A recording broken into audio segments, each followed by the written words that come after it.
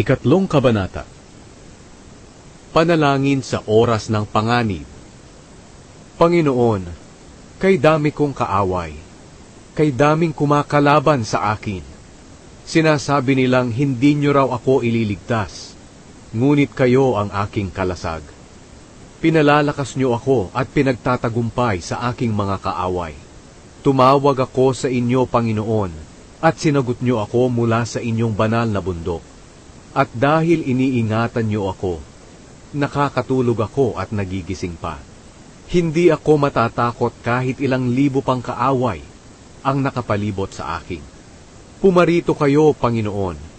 Iligtas niyo po ako, Diyos ko. Dahil noon ay inilagay niyo sa kahihiyan ang lahat ng mga kaaway ko. At inalis mo sa mga masamang tao ang kanilang kakayahang saktan ako. Kayo, Panginoon, ang nagliligtas.